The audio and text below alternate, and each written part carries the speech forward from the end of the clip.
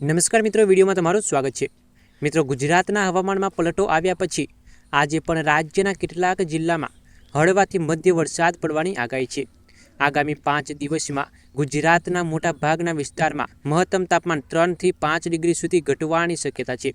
સુરેન્દ્રનગર, રાજકોટ, જામનગર, પોરબંદર, જૂનાગઢ, અમરોલી, ભાવનગર, મોરબી, દ્વારકા, ગીર સોમનાથ અને બોટાદમાં પણ વરસાદ પડવાની શક્યતા છે। ત્યારે પવનની ઝડપ 50 થી 60 કિમી પ્રતિ કલાકની રહેવાની છે।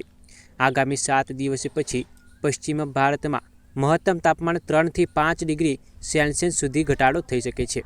ખાસ કરીને બનાસકાંઠા, પાટણ, મહેસાણા, સાબરકાંઠા, અરવલ્લી, દાહોદ અને મહીસાગર, પંચમહાલ અને છોટા ઉદેપુર તથા સૌરાષ્ટ્ર અને કચ્છના જિલ્લામાં 60 કિમી પ્રતિ કલાક સુધી પવનની ઝડપ રહી શકે છે। દોસ્તો, આવી જ વરસાદને અને ખેડૂતને લગતી ટોટલ અપડેટ એટલે કે બધી જ માહિતી જાણવા આપણી ચેનલને સબસ્ક્રાઇબ કરી બેલ આઇકન દબાવો અને વિડીયોને એક લાઇક કરો, જેથી તમને બધી જ માહિતી અમારી ચેનલથી મળતી રહે। ધન્યવાદ।